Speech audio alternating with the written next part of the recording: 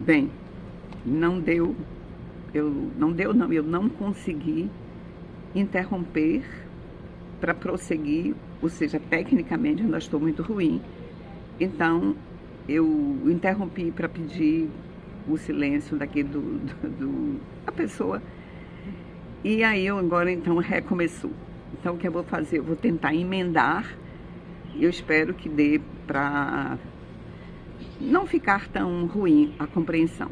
Voltando, o ato falho da paciente, que queria dizer, como habitualmente o casal diz na sua sessão, eu vou chutar o pau da barraca.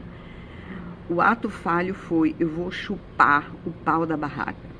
E eu estava dizendo no final da gravação anterior, como ela já estava acostumada a trabalhar ato falho, ela aí já para assim, é como se ela dissesse, já sei, vou ter que parar isso. Vamos então verificar o que significa chupar o pau da barraca.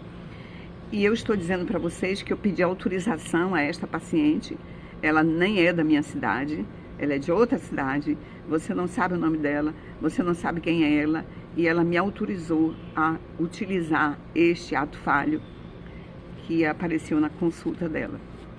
E eu espero até que ela assista também. E então ela foi, o desdobramento é que, na verdade, ela havia sido abusada sexualmente na sua segunda infância, né, 12 anos, iniciando a adolescência, e esse é um assunto que se joga lá para trás.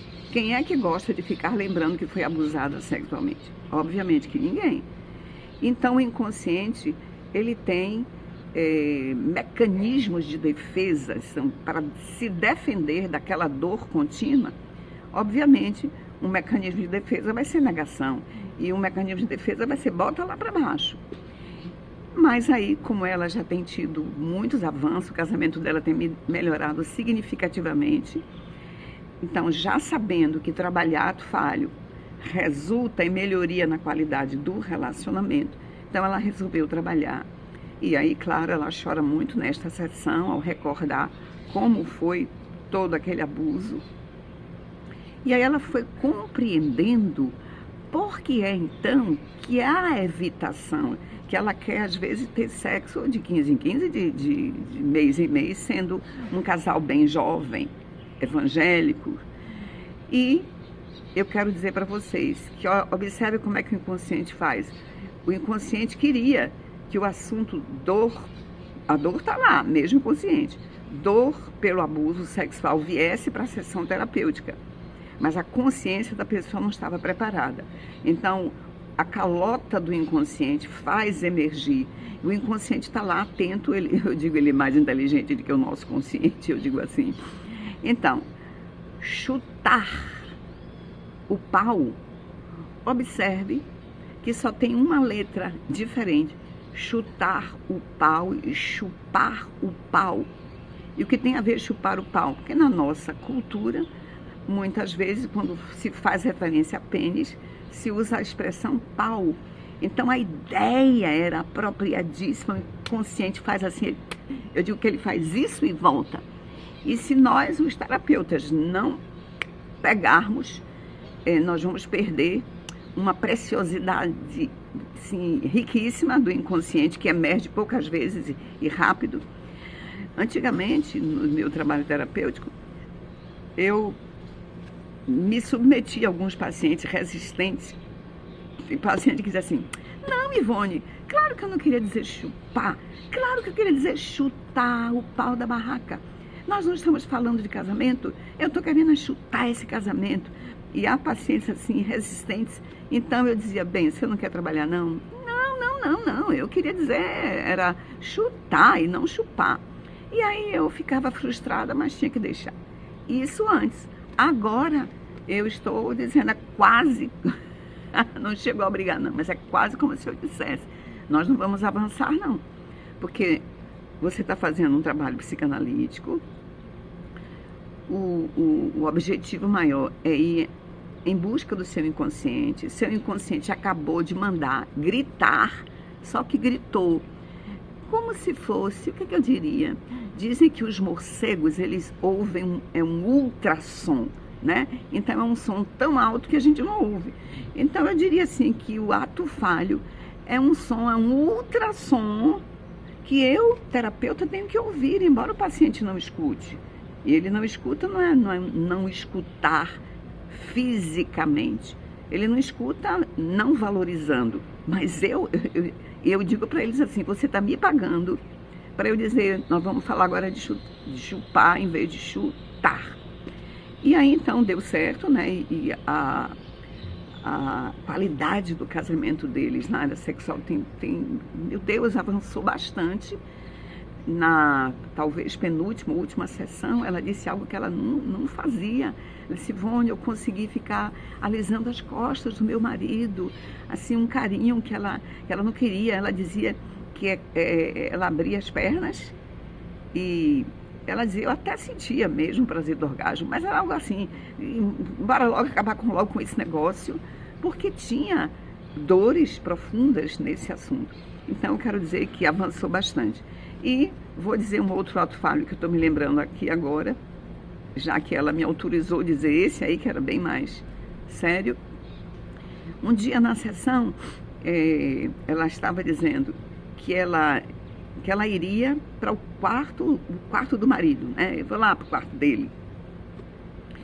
E eu vou chamar o filho dela de Francisquinho, tá? Francisquinho é um nome que eu uso sempre quando eu quero exemplificar.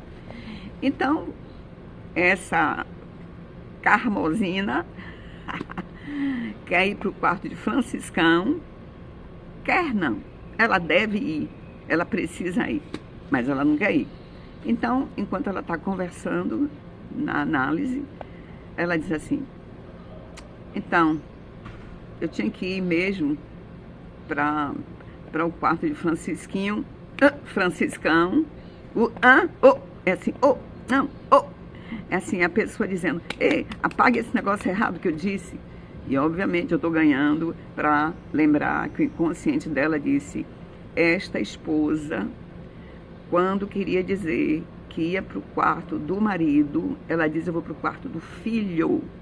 E é muito interessante que nesse dia, eu me lembrei agora de uma expressão, eu não me lembro se é de Freud ou de Lacan, mas eu acho que é Lacan, que ele diz assim, que a gente tem que ver a posteriori, que, assim, às vezes, o que o paciente fala no início da sessão é a posteriori que nós vamos compreender. E isso aconteceu nesse dia desse ato falho, porque ela começou a sessão dela dizendo, então, abrindo a sessão, então, Francisquinho, isso, taranana, e Franciscão, isso. Já me chamou a atenção, porque que essa esposa que trabalha, o trabalho dela específico, as angústias dela é um casamento ruim, que ela queria chutar, ela começa a sua sessão falando do filho e o marido aparece em segundo plano, assim, já nos chama a atenção como terapeutas. E aí, quando aparece o ato falho, aí nós percebemos, né, que o ato falho foi, eu ia para o quarto de Francisquinho. Então, Francisquinho está na prioridade, como ele apareceu na sessão em primeiro lugar, só em segundo plano aparece o Franciscão, e na hora do ato falho, o ato falho diz, quem é primeiro lugar para você não é Franciscão, é Francisquinho, embora ela estivesse falando de marido. E aí, obviamente, do ponto de vista psicanalítico, nós estamos falando do ponto de vista de corporalidade, esse Francisquinho está ficando no lugar de marido, que é um dos prejuízos psíquicos enormes para uma criança. Quando, ai, que ruído maravilhoso, Senhor, muito obrigada. Quando as relações conjugais estão muito ruins e os pares, às vezes, vão fazendo isso. Eles não percebem que eles estão fazendo isso, mas a criança vai sendo colocada muitas vezes. Por exemplo, uma coisa terrível, e que eu tenho atendido pessoas que os seus filhos dormem nas camas dos pais, queridos. Isso é um abuso psíquico de tão alta monta que eu tendo um caso que foi o mais grave que eu já peguei em relação a isso, de mãe colocar filho para dormir na cama, eu vou pedir autorização para uma ex-paciente deve ter já uns 20 anos que ela fez análise comigo. Eu vou pedir autorização a ela para eu descaracterizar, obviamente, né? Ela também não era de Salvador, é melhor ainda.